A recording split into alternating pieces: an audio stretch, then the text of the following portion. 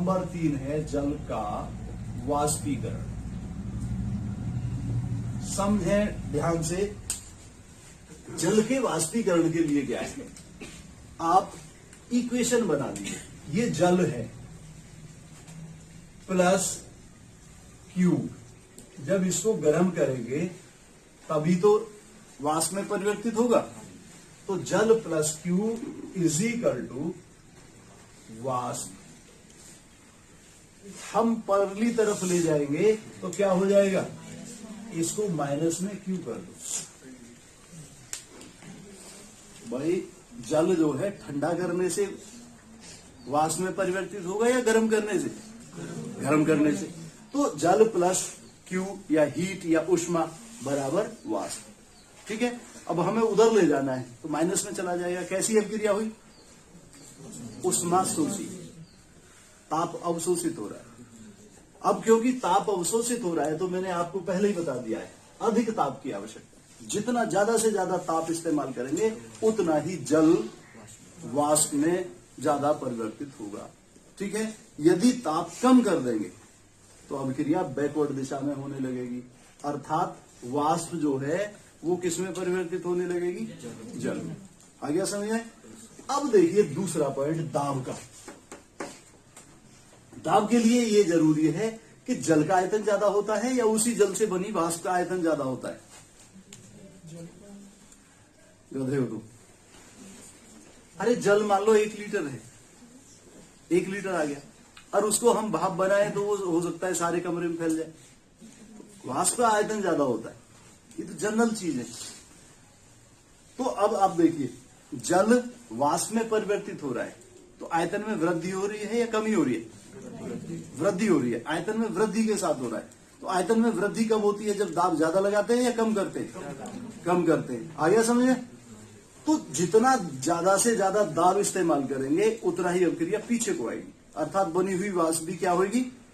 जल में परिवर्तित हो जाएगी। और जितना दाब कम करेंगे उतना ही अभिक्रिया आगे की तरफ। ध्यान करना, यही प्रेशर कुकर की व्यवस्था है। प्रेशर कुकर में क्या होता है, एक क्वेश्चन आता है ना, पहाड़ों में दाल नहीं गलती, सुना होगा, पढ़ा भी होगा फिजिक्स में, हाई स्कूल में। पहाड़ों में दाल नहीं गलती है तो उसका कारण ही ये है कि देखिए यहां तो अगर पानी 100 डिग्री सेंटीग्रेड पर उबलता है तो ऊंचाई बढ़ने के कारण, वहां कई कई 100 मीटर ऊंचाई होती है, तो वहां ऊंचाई बढ़ने के कारण पानी 100 डिग्री सेंटीग्रेड से पहले ही उबल जाता है और दाल नहीं गलती इतने में। प्रेशर कुकर की व्यवस्था में क्या है कि दाब बढ़ जाता है, तो दाब बढ़ने से वो ही जल 100 से अधिक टेम्परेचर पर उबलता है और इतने में दाल गल जाती है। ये है। और अगर हम, ये आप देख रहे हैं आपके यहाँ शुगर मिल है, आपने गांव में चरखियां जो कोल्हू होते हैं वहां देखा होगा कि ईंधन नहीं होता उनके पास, ईंधन की कमी रहती है हमेशा। अगर थोड़ी बरसात हो जाए, सूखता नहीं है तो बंद ही कर देते हैं वो, किसके लिए? ईंधन की कमी के कारण। और शुगर मिलों में देखा है आपने, कभी नहीं होता। शुगर मिलों में जो बड़े बड़े पैंस होते हैं जिनमें गर्म करते हैं रस को, वो बड़े पैमाने पर है, उनमें वैक्यूम प्रेशर लगे हुए होते हैं, ऊपर से दबाव कम कर देते हैं। जब ऊपर से दबाव कम करते हैं तो वो जो रस है वो बहुत कम टेम्परेचर पर ही तेजी से वाष्पित होता रहता है। उसमें जो जल होता है वो तेजी से वाष्पित हो जाता है। जल उसके रस के ऊपर से जो उनके पैंस होते हैं, कढ़ा होते हैं इस तरीके से, वो ऊपर से बंद होते हैं इस तरीके से, और मशीन के द्वारा इसका प्रेशर कम कर देते हैं। प्रेशर कम करने पर ये अपने नॉर्मल क्वथनांक से पहले ही उबलने लगता है और पानी जो है सारा वाष्पित हो जाता है कम गर्म करने पर। तो इसलिए वहां ईंधन की जरूरत नहीं पड़ती। यदि चरखियों पर, कोल्हुओं पर इस तरह की व्यवस्था हो जाए तो उनके यहाँ भी ईंधन की कमी नहीं रहेगी। तो आइए अपने उसी बात पर कि देखिए, जल से वाष्प बनने की प्रक्रिया कैसी है? उष्मा शोषी। इसलिए ज्यादा से ज्यादा ताप इस्तेमाल करेंगे, जितना ज्यादा करेंगे उतना ही वो वाष्प में परिवर्तित होगा। यदि कम करेंगे तो वो बैकवर्ड दिशा में होने लगेगी। दाब के लिए अब ये बताइए, जल से अधिक ताप हो गया उसी वाष्प का, तो आयतन में वृद्धि के साथ संपन्न हो रही है, आयतन में वृद्धि के साथ संपन्न हो रही है। इसका मतलब क्या हुआ कि जितना कम से कम दाब करेंगे उतना ही जल अधिक वाष्प में परिवर्तित होगा, ज्यादा मात्रा में वाष्प में परिवर्तित होगा। और यदि ज्यादा इस्तेमाल कर दिया तो अभिक्रिया बैकवर्ड दिशा में होने लगेगी, अर्थात बनी हुई जो वाष्प है वो भी जल में परिवर्तित हो जाएगी। यदि जल का सांद्रण अधिक है तो अभिक्रिया आगे होती रहेगी, और यदि इधर वाष्प का सांद्रण अधिक हो गया तो अभिक्रिया बैकवर्ड दिशा में। इसलिए जल को वाष्प में परिवर्तित करने के लिए अधिक ताप, कम दाब और जल के अधिक सांद्रण की आवश्यकता है। क्लियर हो गया?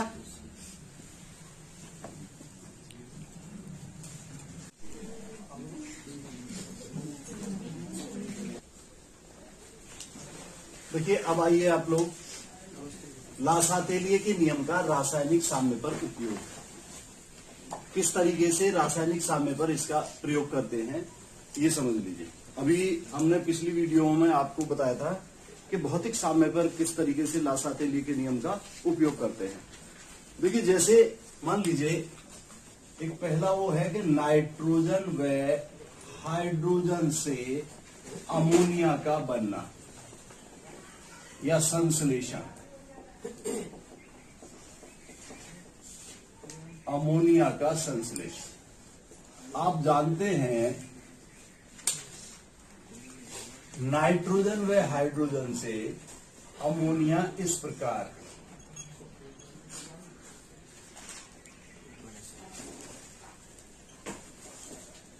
+Q, शायद ये इधर दिखाई नहीं देगा तो मैं थोड़ा नीचे लिख देता हूं, इसको इधर को करके लिख देता हूं कि N2 + 3H2 = 2NH3 + Q। इसमें F ही उत्प्रेरक का कार्य करता है और मॉलिब्डेनम उत्प्रेरक वर्धक का कार्य करता है। आपने इस तरीके से देखी होगी इक्वेशन। तो देखिए, जब हम देख रहे हैं कि नाइट्रोजन व हाइड्रोजन से अमोनिया बनने की जो प्रक्रिया है उसमें इस तरीके से साम्य होता है, तो आप अंदाजा लगा लेंगे इन तीनों चीजों का, ताप, दाब और सांद्रता, टेम्परेचर, प्रेशर और कंसंट्रेशन। कैसी अभिक्रिया है?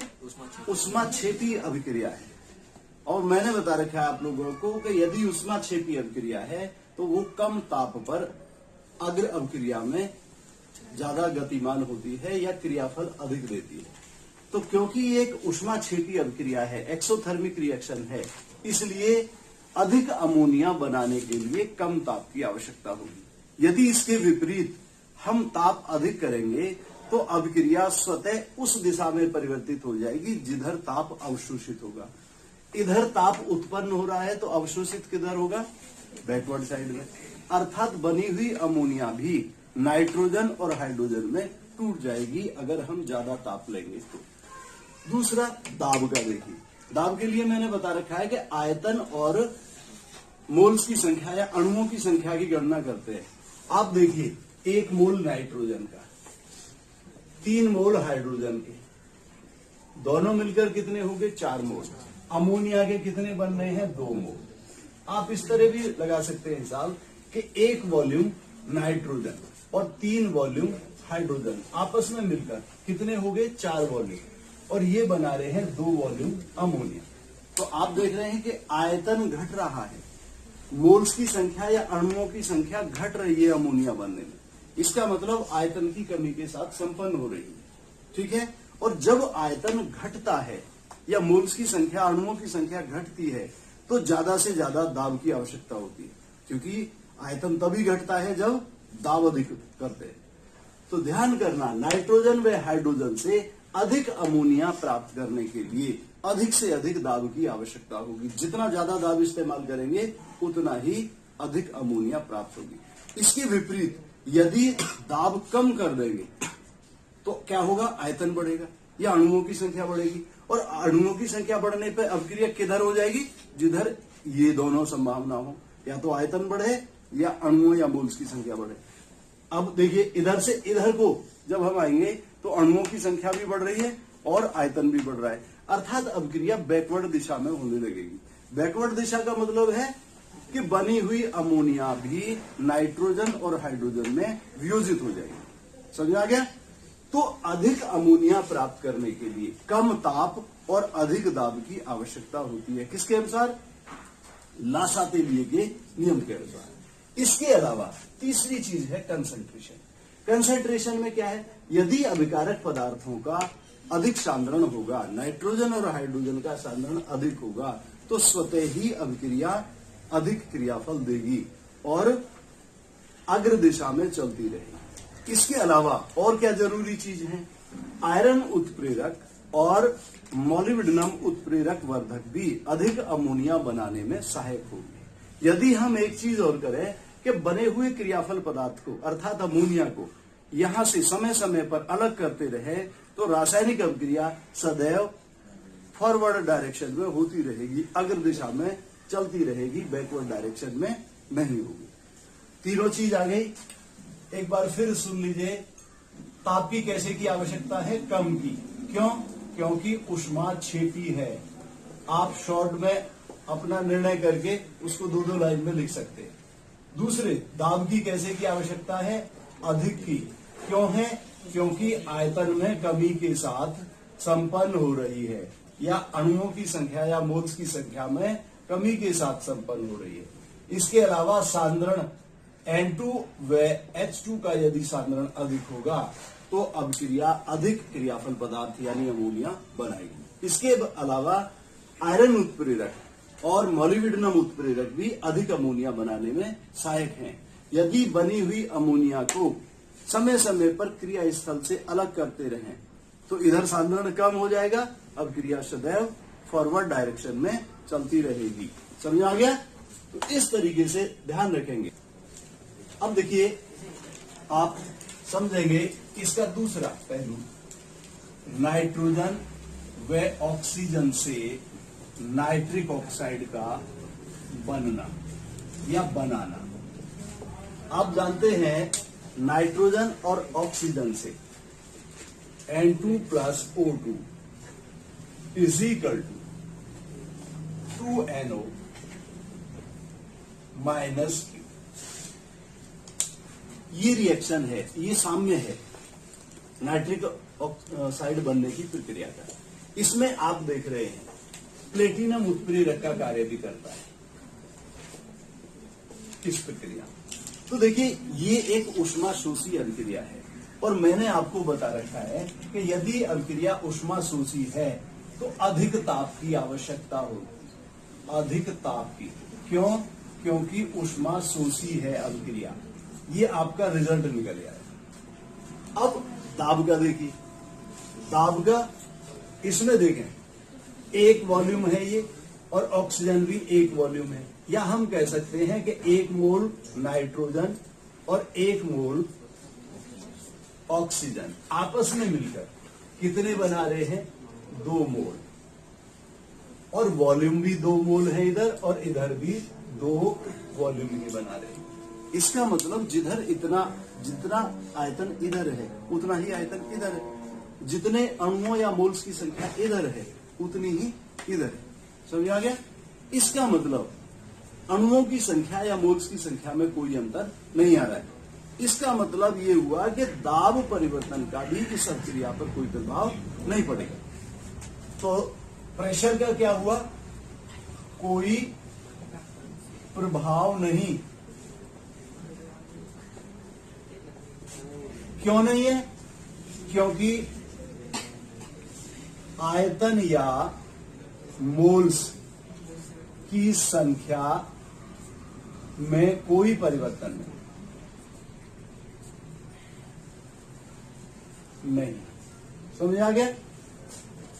अब तीसरी चीज देख लीजिए, वो क्या है? सांद्रण या कंसंट्रेशन। तो मैंने आपको बता रखा है नाइट्रोजन और हाइड्रोजन का अधिक सांद्रण होगा तो अधिक नाइट्रिक ऑक्साइड बनेगा। ध्यान रखना, यदि सांद्रण इधर ज्यादा हो जाएगा, किसका? नाइट्रिक ऑक्साइड का, तो क्या होगा? अभिक्रिया बैकवर्ड डायरेक्शन में होने लगेगी। इसलिए बने हुए नाइट्रिक ऑक्साइड को समय समय पर यहां से अलग करते रहने पर अभिक्रिया सदैव फॉरवर्ड डायरेक्शन में होती रहेगी। इसके लिए ये भी जरूरी है कि ये जो प्लेटिनम उत्प्रेरक है ये भी अधिक नाइट्रिक ऑक्साइड बनाने में उपयोगी है। तो ध्यान करना, नाइट्रोजन व ऑक्सीजन से नाइट्रिक ऑक्साइड बनने की प्रक्रिया में अधिक से अधिक ताप, कम दाब परिवर्तन का कोई प्रभाव नहीं होगा और नाइट्रोजन और हाइड्रोजन का अधिक सांद्रण नाइट्रिक ऑक्साइड बनने में सहायक है। इसके लिए इसके अतिरिक्त और भी क्या जरूरत है, प्लेटिनम उत्प्रेरक भी अधिक नाइट्रिक ऑक्साइड बनाने में सहायक है और बनी हुई नाइट्रिक ऑक्साइड को समय समय पर क्रिया स्थल से अलग करते रहने पर अभिक्रिया सदैव अग्र दिशा में होती रहेगी।